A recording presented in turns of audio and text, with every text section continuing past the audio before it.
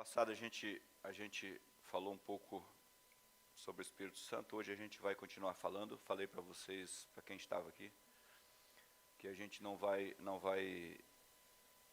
hoje não teremos slides, só a partir da semana que vem, que eu entro no outro campo da mensagem. Mas eu queria essas 2 semanas deixar vocês, desconectar vocês um pouquinho da questão da tela, para deixar o Espírito Santo fluir, sei lá, falar com vocês através dos versos, liberar aí no coração de vocês o que vocês precisam entender. E a gente sabe que somente Ele pode fazer isso. Esse é o entendimento que nós precisamos ter, desenvolver. Somente o Espírito Santo pode trazer as realidades de Deus para os nossos corações. Preste atenção, não existe lugar geográfico na terra onde Deus não possa fazer com você, te abençoar, te prosperar, ou fazer toda a diferença na sua vida. Porque todo o sucesso que nós precisamos começa dentro de nós. Começa de uma mentalidade correta, de um alinhamento com uma mentalidade correta. A gente fala de renovação da mente, a gente amadurece, renova, tem a mente transformada através da ação do Espírito Santo. Mas essa mente transformada não funciona sem Ele. Sem Ele. Se cortarmos esse relacionamento, cortou o relacionamento, cortou o sucesso. Porque nós estamos vivendo hoje uma fé apática, uma fé fraca, uma fé sem força, uma fé que não produz mais violência contra o inferno, uma fé que está negociando com as trevas, negociando com o natural, o tempo inteiro. Porque nós não temos força para radicalizar o erro. Por que não temos forças? Porque nós ainda lutamos, muitas vezes, com as mãos baixas contra o inferno, pensando na proposta dele, porque falta essa conexão, esse contato, esse relacionamento. Semana passada eu trouxe Mateus 11, 28, onde Jesus disse: vinde a mim todos que estáis cansados e sobrecarregados. E nós sabemos que existe uma carga, um fardo sobre a igreja. Estou falando para a igreja, você que está aqui, o pessoal que está em casa. Aí existe um fardo, existe uma carga que a igreja está carregando, transportando, que por não entender como eu me livrar disso, como eu me libertar disso, como eu fluir fora disso, como fluir sem essa carga, como fluir sem a carga religiosa, como fluir sem a carga espiritual que a responsabilidade acarreta. Presta atenção, a responsabilidade acarreta uma carga espiritual. Como fluir sem a carga espiritual negativa que empurra para baixo. Como fluir sem a carga espiritual que a própria mente produz por causa dos maus sentimentos, dos maus pensamentos que combatem todos os dias.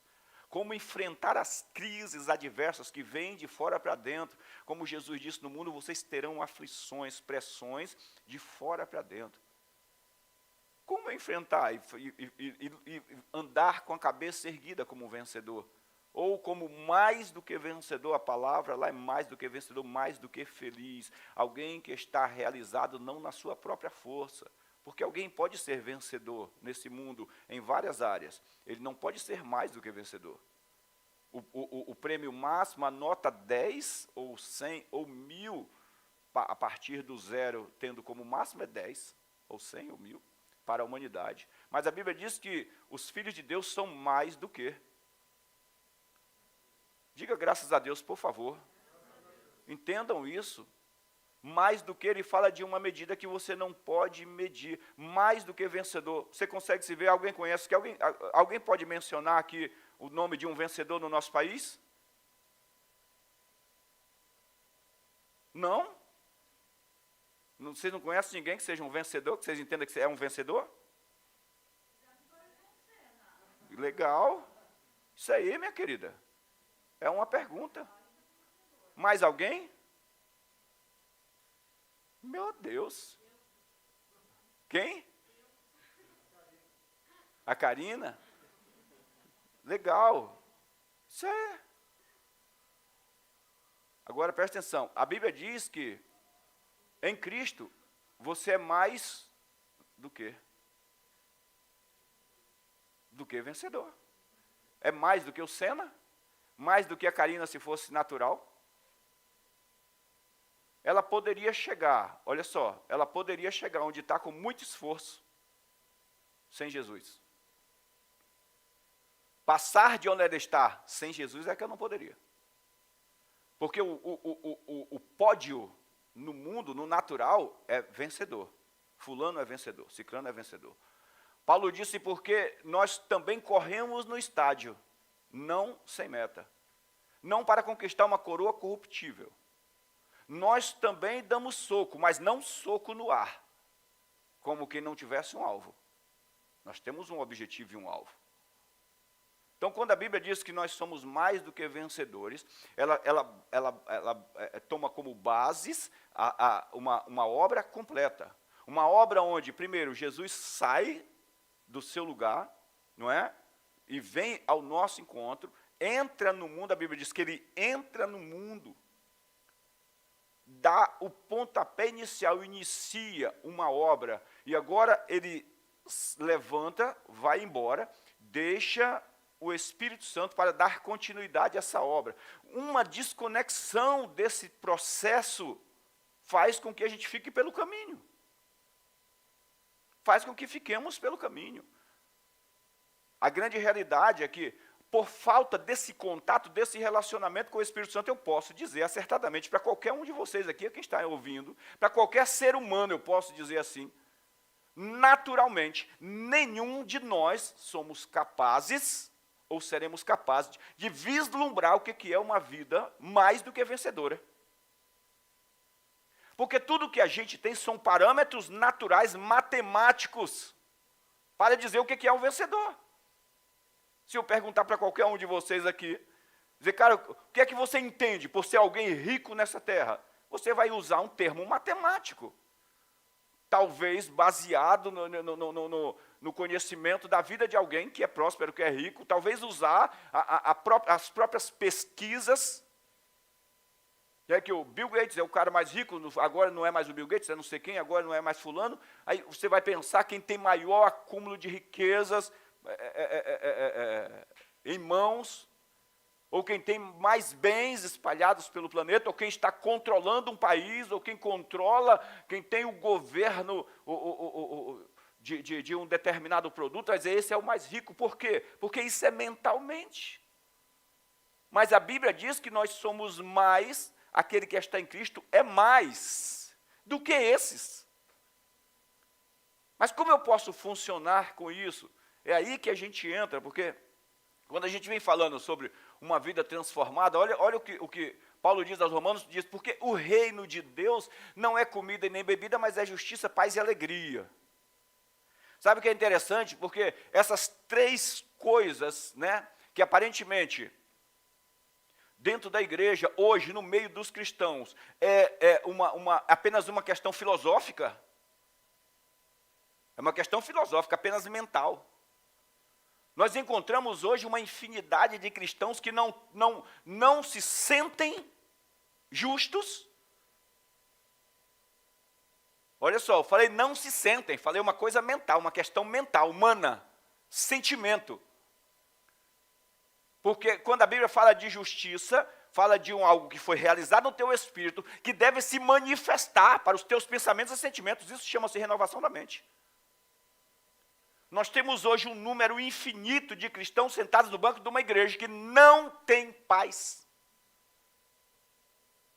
com Deus e nem consigo próprio. Porque não adianta dizer que tem paz consigo próprio se não tem paz com Deus. A paz consigo próprio parte de uma fonte da paz com Deus, um relacionamento com Deus. E maior ainda o número de pessoas que não têm alegria. Não tem alegria. Pessoas que vivem pelas circunstâncias, elas vivem lutando para ter momentos bons, para se sentirem felizes.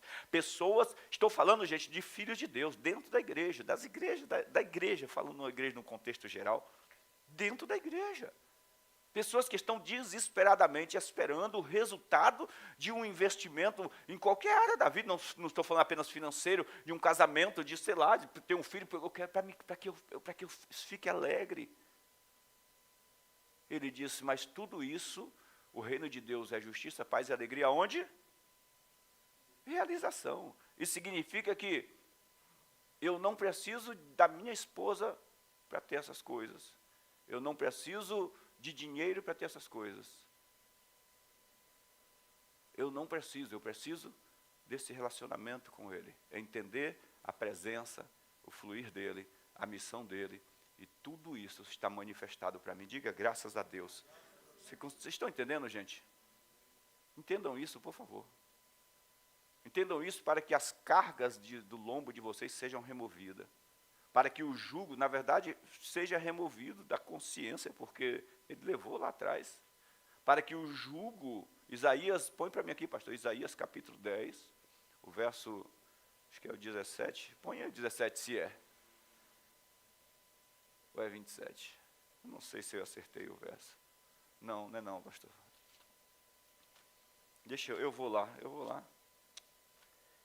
Eu estou hoje na fé. 27, pastor. Só errei por um.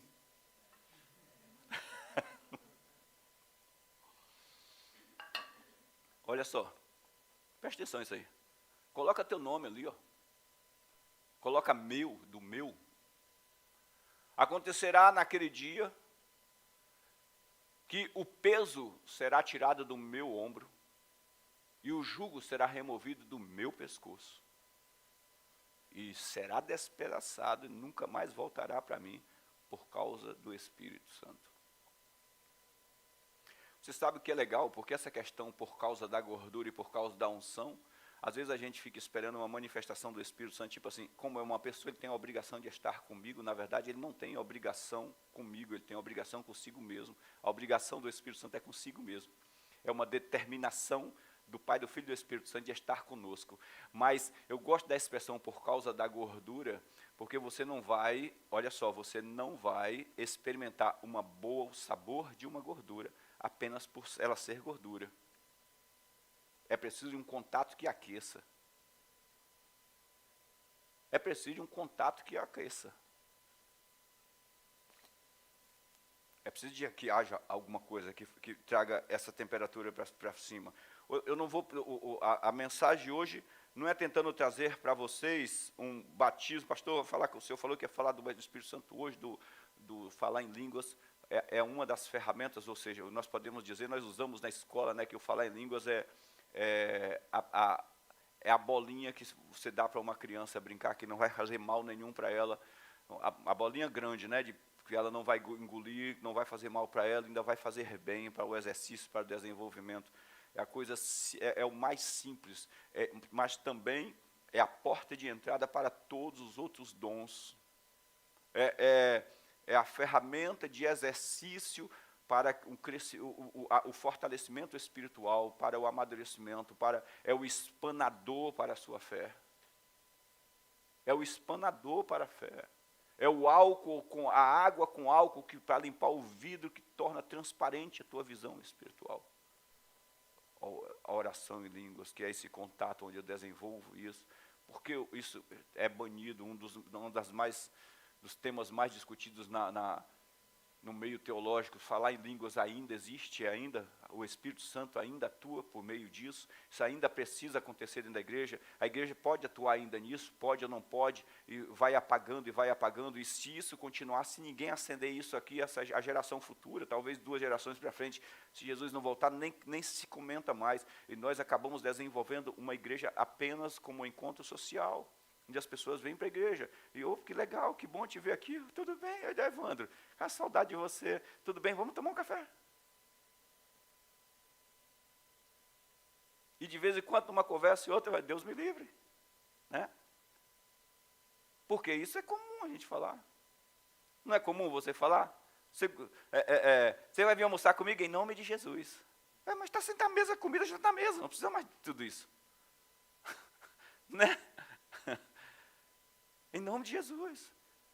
E a gente não experimenta o verdadeiro poder que nos atribui aí a posição de mais do que vencedor. Eu falei aqui, mais do que vencedores, não é?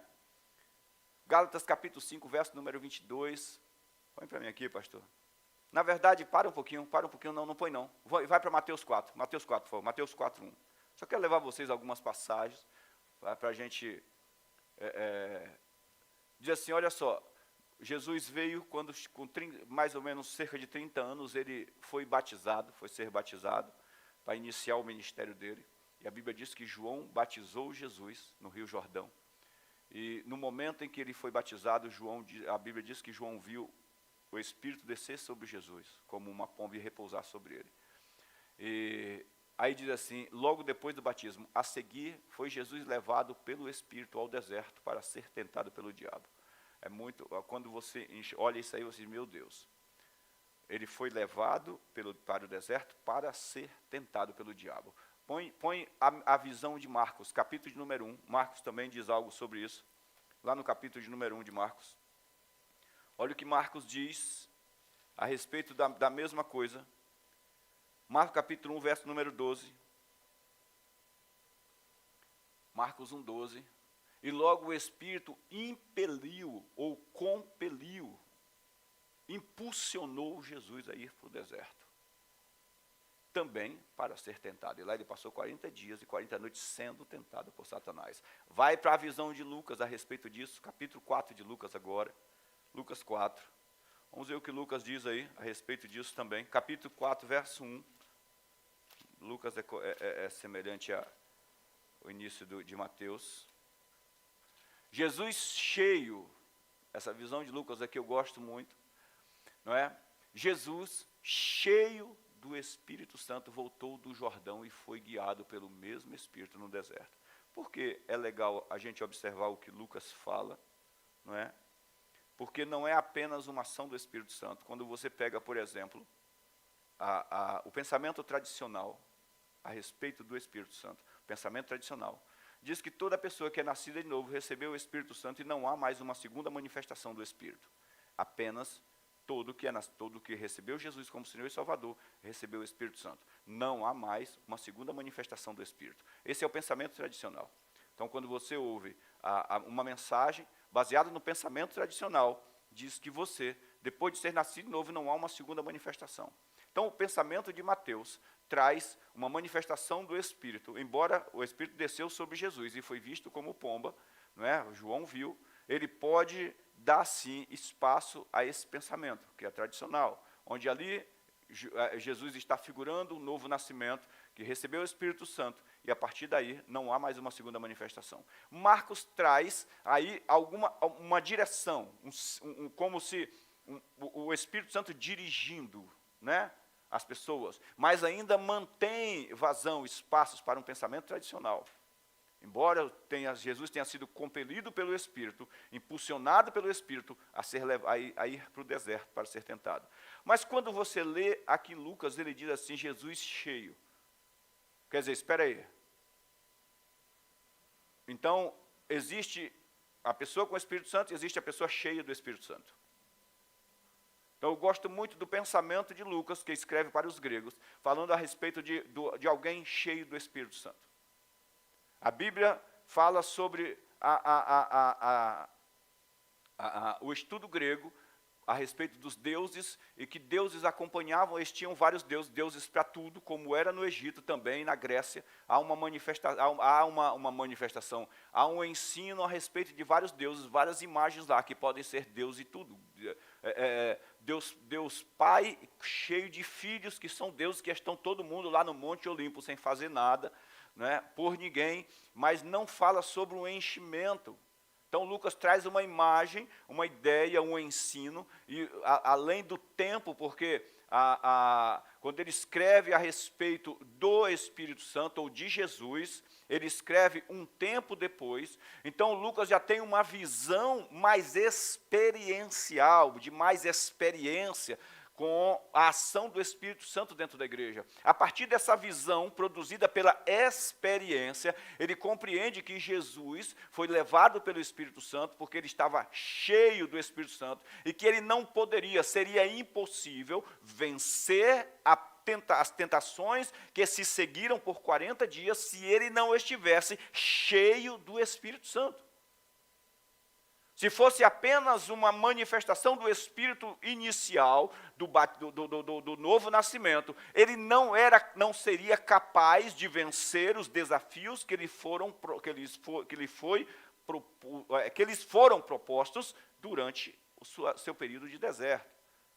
Sem esse enchimento, sem esse contato. Então, nós entendemos aí uma grande necessidade do relacionamento com o Espírito Santo. Aqui acho que o verso 17, pastor, acho que o verso 17 também, coloca aí para mim. É o 17? Lucas 4, deixa eu ver se é o 17. 14, pastor, volta, perdão, no 14. Então Jesus, no poder do Espírito, dá uma olhada, regressou para a Galileia e a sua fama correu por toda a vizinhança. Porque ele regressou para a Galileia? Porque houve uma manifestação do nome, da fama de Jesus. Está ali, ó. No poder do Espírito. E você vai correr por dentro dos evangelhos e você vai encontrar a Bíblia falando, e naquele dia o poder do Espírito Santo estava sobre Jesus para curar. Então, sem esse relacionamento, quando nós anulamos o Espírito Santo, gente, não existe sucesso manifestado da verdade, manifestada na vida da igreja. Nós temos, sim, uma igreja que aprende a andar certo, olha só, uma igreja que pode aprender a andar certo, mas não aprender a viver o sobrenatural. Um povo que aprende que pecado é pecado, e que viver correto, que não é pecado. Um povo que aprende que palavrão não é bom para a família, não é bom. Um povo que aprende que mentir não é bom, um povo que aprende que não deve mais roubar, um povo que aprende, mas não aprendem a viver o sobrenatural, porque todas essas coisas, quando eu estava crescendo, que eu falava um palavrão, se tivesse perto do meu pai, a casa caía, junto com os 2 ou 3 dentes. Portanto, eu cresci sem falar palavrão. Falei alguns.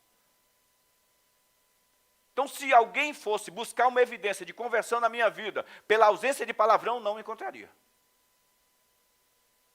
Tem outros pais, eram extremamente rígidos com os filhos com relação, sei lá, à forma de vestir. Outros rígidos com relação a tratar o próximo.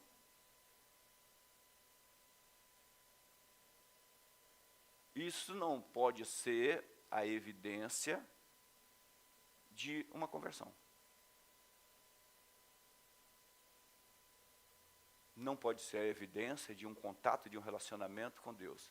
Porque a Bíblia diz que o Evangelho é o poder de Deus. Diga amém.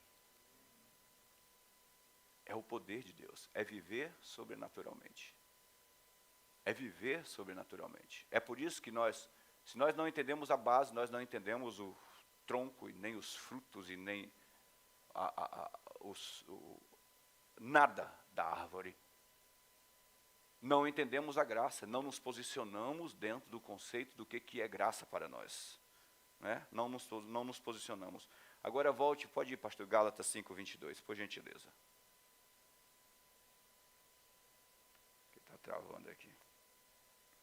Gálatas 5:22 diz assim, mas o fruto do Espírito olha só, o fruto do Espírito é amor, alegria, paz, longanimidade, benignidade, bondade, fidelidade, 23, mansidão, domínio próprio, e contra essas coisas não existe lei. Presta atenção que não são os frutos, é o fruto do Espírito, são características do Espírito na tua vida. Aí, por falta de compreendermos isso, a gente fica batendo na porta de Deus, pedindo, Senhor, me dá paciência. Senhor, me dá isso. Senhor, me dá aquilo. Senhor, me dá aquilo outro. Presta atenção. Você é nova criatura, já tem o Espírito Santo. Portanto, o que deve acontecer? Essas características do fruto devem brotar na tua vida. Como isso acontece, pastor? Pela manifestação da presença dele em tua vida. Esse contato, essa manifestação. Porque a expressão separado ganhou, olha só, separado de ganhou muito mais sentido na igreja do que separado para. É claro, a expressão separado de é uma igreja onde foi separado das outras pessoas e só tem força vivendo um longe do outro. Só tem força aqui dentro, sentado no banco. Quando, na verdade, separado é para. Eu e você fomos separados para ser colocados no mundo para mostrar a luz de Cristo. Para mostrar o poder de Cristo. Você vai ali na Rua da Consolação, está lá uma loja gigante de lustres, todos acesos. Não tem sentido, a não ser que seja para o comércio. A não ser que seja para o comércio. Porque brilhar dentro, no meio das outras lâmpadas, não faz sentido. Mas por quê? Eu peguei aqui, mulheres sentadas longe dos homens, cidade só de crentes, loja só de crentes, vagões em trem só de crente, e não sei o que só de crente, porque a mentalidade na cabeça, na consciência das pessoas, são pessoas separadas de. Você não pode ter contato. Então você encontra dentro da igreja as pessoas dizendo, eu queria sair daquela empresa, porque lá só tem ímpio, lá só tem pessoas que não é da igreja, lá só tem, porque a mentalidade separado de. Pastor, como eu construo uma mentalidade correta? Entendendo que a unção que estava sobre Jesus, que o levou a se assentar na mesa com pecadores, não estou mandando você se sentar na mesa, estou te falando que manteve ele intacto, separado, manteve ele sem contaminação, manteve ele sem negociar, mesmo com aqueles que pareciam ser os seus melhores amigos, como Pedro, que 2 versos antes disse, teve uma revelação do Espírito, que Jesus era o Filho do Deus vivo, e mais na frente, alguns minutos depois, Jesus disse, apartai-vos para trás de mim, Satanás, porque você não compreende as coisas de Deus, mas as coisas dos homens. Ou seja, separado de, ou separado para, é aquele que não se permite contaminar. Mas como eu vivo uma vida onde eu não negocio, sem o Espírito não é capaz. Sem um relacionamento com Ele, não somos capazes. Por falta deste entendimento de que o único que pode conduzir o ser humano pelo caminho da verdade, na prática, é o Espírito Santo, nós vivemos dessa forma. Nós tentamos fugir daquilo que deveria ser o lugar onde projetamos luz. Por falta desse entendimento, né? João 16:12, João 16:12, põe para mim aqui, pastor. Olha o que Jesus disse para os discípulos, ainda tenho muito que lhes dizer, ou muita coisa para dizer para vocês, mas vocês não podem suportar agora.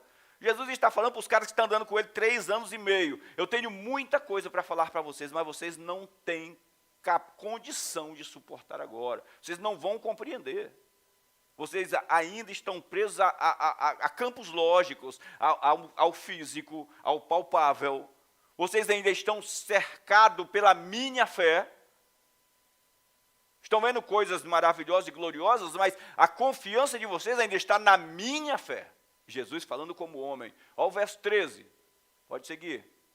Ele diz, quando vier, porém, o Espírito da verdade, ele vos guiará a toda a verdade. Qual é a missão do Espírito? Primeiro, convencer o mundo do pecado, convencer a igreja de que ela é justiça de Deus. Eu falei aqui a semana passada, sem o conhecimento da justiça não há frutificação da igreja. Por meio da justiça a graça reina. A graça reina por meio da justiça, sem o entendimento de que eu sou justiça, sem essa certeza, sem que eu viva mais uma vida de condenação, não há um avanço dos mistérios do reino para a humanidade através da minha vida. O Espírito da verdade, ele te guiará a toda a verdade.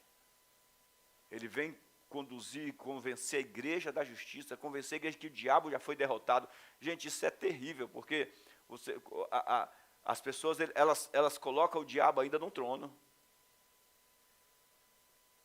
Não estou dizendo aqui que ele não tem aí força para destruir muita coisa. Mas preste atenção, a ação do Espírito em nós é convencer de que o diabo já foi julgado. E que qualquer coisa que ele consiga fazer contra você é por meio do engano. Se você está com a verdade, o engano não tem mais força dentro de você. Não tem mais, não é? Essa palavra aqui, Ele não falará de si mesmo, mas dirá tudo o que tiver ouvido e vos anunciará as coisas que hão de vir. Essa palavra anunciar, gente, é revelar, é tirar o véu de sobre a visão de vocês e deixar fazer com que vocês vejam o que os aguarda, fazer com que vocês vejam um passo à frente, fazer com que você enxergue o futuro, os propósitos de Deus para a tua vida, é te mostrar o caminho do sucesso. É isso que ele está dizendo. Vai anunciar as coisas que estão por vir. Pastor, estou sempre fazendo, as coisas estão dando errado, e eu tento aqui, não funciona, e eu tento ali, não funciona, estou vivendo no colar-color. É claro, sem esse contato, sem esse desenvolvimento espiritual, sem esse contato com o Espírito, gente, não funciona. Vai viver de colar-color. Uma hora vai dar certo uma coisa, outra hora vai dar errado outra. Uma hora eu vou ter que tirar, se tem um buraco aberto, e eu preciso tampar ele sem a terra que tirou dele, eu vou ter que cavar outro.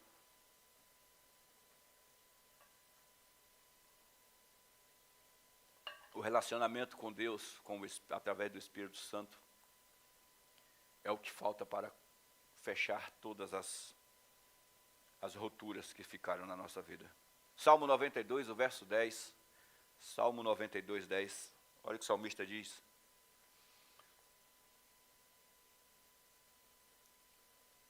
Porém, tu exaltas o meu poder como o do boi selvagem. Derrama sobre mim o óleo fresco. Olha o que ele diz. Presta atenção. Tu exaltas o meu poder como o do boi selvagem. Que ele poderia ter só dito assim, tu exaltas o meu poder como o do boi. Já é uma força extraordinária. Mas quando fala como o do boi selvagem, é um poder que ninguém pode domar. Quando ele diz que tu exaltas o meu poder como o do boi selvagem, ele está dizendo assim, tu colocas sobre mim um poder que ninguém pode domar e me torna alguém para o sistema imprevisível. Isso é uma vida no relacionamento e no poder do Espírito Santo. Alguém para o sistema imprevisível. Não dá para discernir como você vai agir diante das situações adversas, porque você tem alguém que atua através da tua vida, que te dirige, que não faz parte desse sistema corrupto e fracassado. Não faz parte. Isaías 32, verso 15. Isaías 32, 15.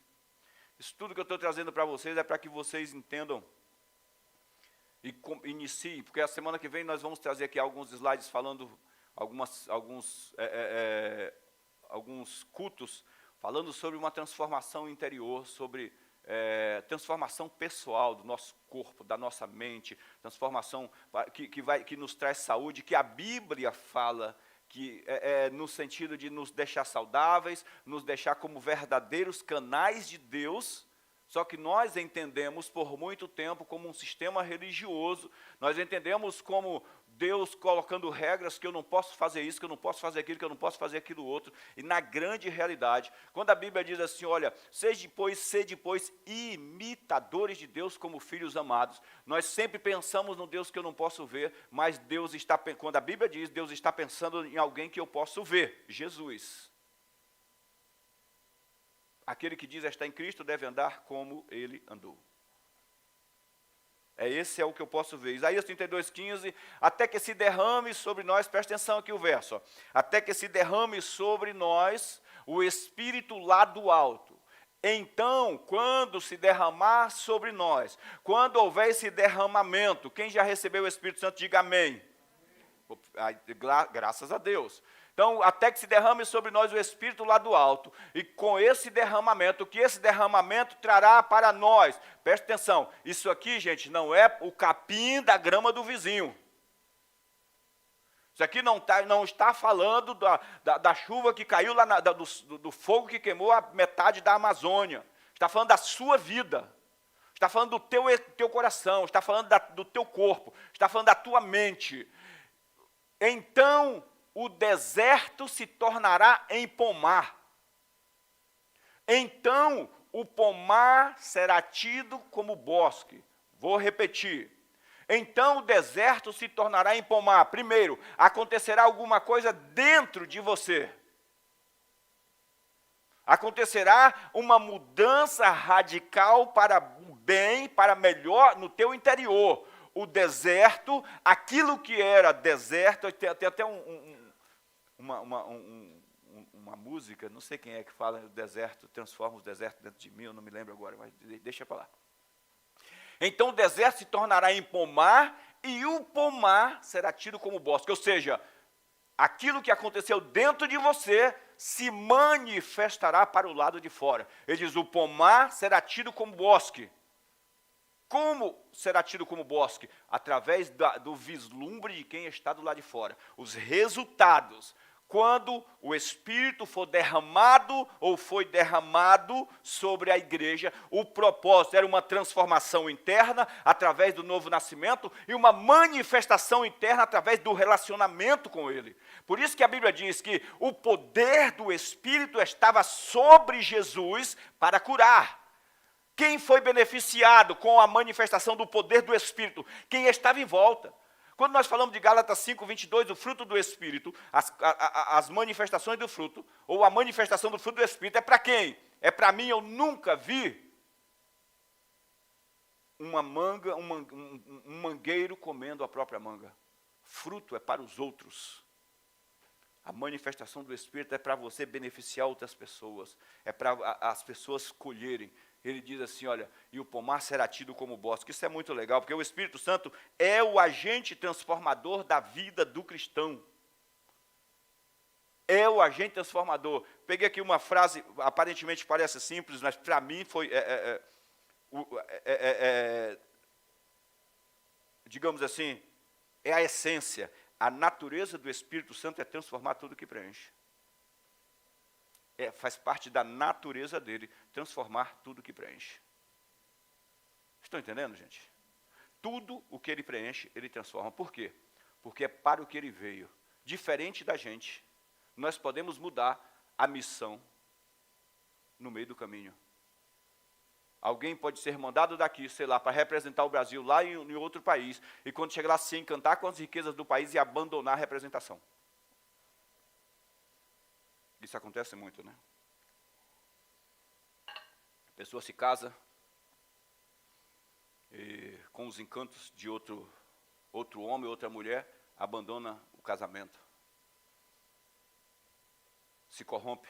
O cara se assenta numa cadeira para representar a sociedade e, por causa das ofertas do inferno, ele abandona o que ele foi chamado para representar. Mas o Espírito Santo, a natureza dele é transformadora. Ele veio para mudar a sua vida. Ele veio para transformar a tua vida. Ele veio para te levar para a boa. Ele veio para fazer com que você não erre o alvo. Diga graças a Deus por isso. Olha só, para você não errar o alvo, para te levar ao sucesso. Pastor, eu quero conduzir a minha vida interna e externa em sucesso. Desenvolva um relacionamento com o Espírito Santo. Desenvolva. Pastor, eu quero ser transformado, estou lutando contra coisas que eu não consigo me libertar. Desenvolva um relacionamento com Ele. Essa semana que vem a gente vai falar mais disso. A igreja é o corpo de Cristo, habitado e controlado pelo Espírito Santo. Ele dirige, dá energia e controla do começo ao fim. É chamada teologicamente, hoje, a dispensação do Espírito. Paulo trata com seriedade esse assunto. Quando ele fala lá em 2, põe para mim aqui, 1 Coríntios capítulo 12, verso 3, pastor. Olha a seriedade com que Paulo usa, fala a respeito do Espírito Santo. Só a última parte do verso. É 12, 3, 1 Coríntios.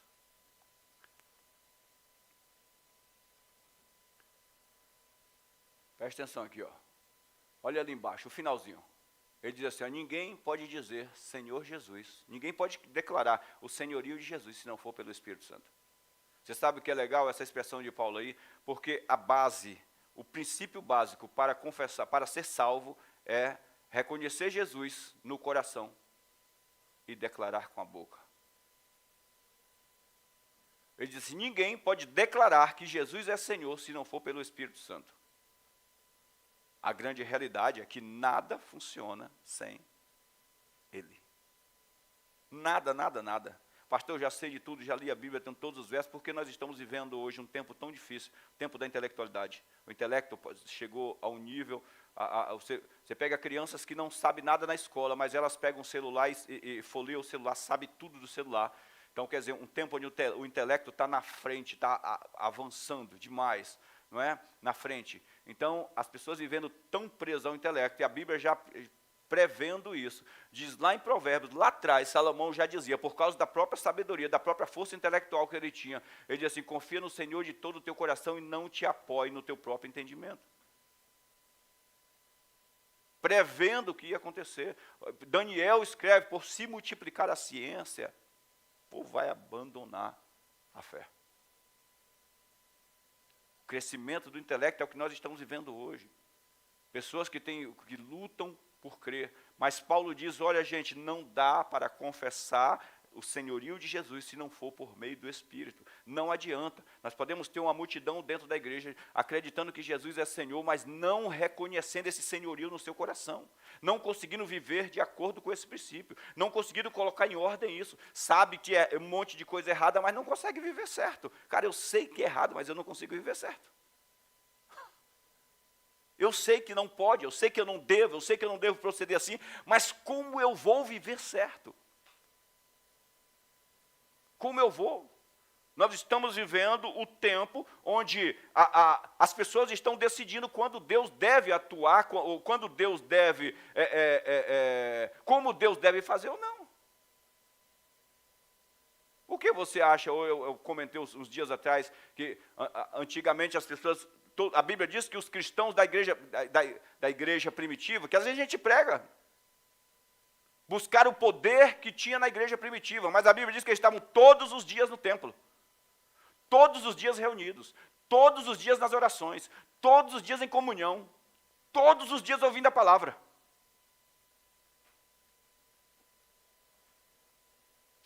Pensa aí, hoje, a gente perde a hora para ir na igreja domingo. Nós batemos o martelo dizendo que, sabe quem estava certo? Os católicos. Só domingo.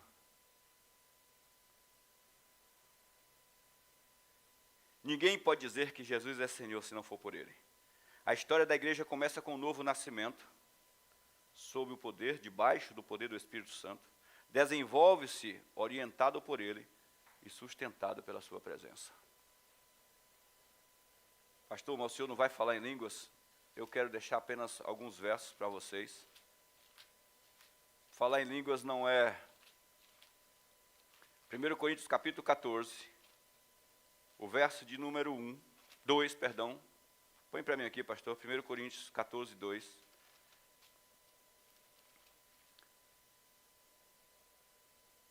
Porque eu devo falar em línguas, não é um culto para te levar a falar em línguas, é um culto para fazer você falar em línguas aqui, ou para você se batizar com o Espírito Santo. É um culto para você entender por que a necessidade. Paulo diz assim, olha, porque quem fala em línguas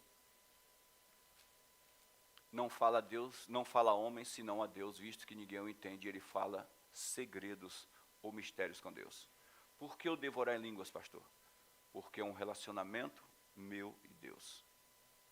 É onde eu tenho um contato direto com Deus. Próximo verso, verso 4. Põe o verso 4, 5. O que fala em outra língua, a si mesmo se edifica. Mas o que profetiza, edifica a igreja. Mas o que fala em outra língua, a si mesmo se edifica. Eu não estou falando aqui do teu trabalho com edificação igreja. Se eu não tiver uma vida de edificação pessoal, dificilmente eu vou conseguir edificar a igreja. Se eu achar que eu não preciso mudar, e que eu só preciso falar para as pessoas mudarem, essa é a maior roubada que já se entrou na história do relacionamento da humanidade. Maridos que não querem mudar, mas querem mudar as esposas. Esposas que não querem mudar, mas querem mudar os maridos. Pais que não dão exemplo, mas querem que os filhos façam certo. Então, esse verso está na ordem. O que fala em outra língua, a si mesmo se edifica. Então, primeiro eu me edifico, depois eu procuro edificar os demais. Por que então eu devo orar em línguas? Está aqui, eu falo segredos com Deus, eu me edifico. Mais um verso aí, verso 14, do mesmo capítulo. Por isso que eu deixei aqui para o finalzinho. Porque se eu orar em outra língua, o meu espírito ora de verdade, ora de fato. O meu espírito ora de fato. Verso 15. Que farei então? Orarei com o espírito, mas também orarei com a mente. Cantarei com o espírito, mas também cantarei com a mente. Paulo está falando. Verso 17 e 18. Porque tu, de fato, quando ora em língua, dá em línguas, eu estou completando para diminuir o texto. Porque tu, de fato, quando oras em línguas, tu dás bem as graças, embora quem está com você não seja edificado. Verso 18. Dou graças a Deus, porque falo em línguas mais do que todos vocês. Porque disse, eu dou graças a Deus por isso. Por que eu deixei isso aqui para a gente encerrar com esses tópicos? Para que você entenda que uma das ferramentas para um enchimento do Espírito Santo é a oração em línguas. Porque a oração em línguas, para nós, pentecostais, é a evidência do batismo com o Espírito Santo. Então, orar em línguas, ela vai encher. Pastor, orar em línguas é para eu receber bênçãos? Não, orar em línguas é para que você cresça naquilo que você já tem dentro de você. Orar em línguas não produz fé. É ouvir a palavra que produz fé, ouvir o evangelho. Mas orar em línguas, como eu disse, é aquele álcool com água que deixa transparente a sua capacidade de enxergar. É o espanador que tira a poeira de sobre aquela fé, aquela semente de fé que está lá encoberta. Sem esse contato, gente, podemos continuar, você pode continuar. Pastor, eu não quero fazer isso, sem problema nenhum. Mas sem esse contato, não espere resultados promissores nessa terra.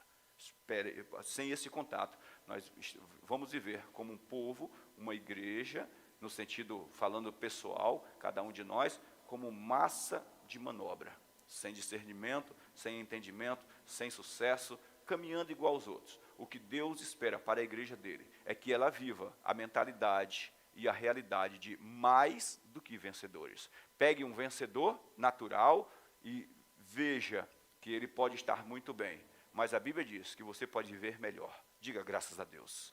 Você pode ver um casamento que está funcionando sem Jesus. A Bíblia diz que o seu pode funcionar melhor. Você pode ver filhos que estão funcionando sem Jesus. A Bíblia diz que os seus podem funcionar melhor. Você pode ver uma empresa que está funcionando sem Jesus. A Bíblia diz que a sua pode funcionar melhor. Porque diz, vocês são mais do que vencedores. São bem-aventurados. Diga graças a Deus. Dá uma salva de palmas para Jesus, por favor.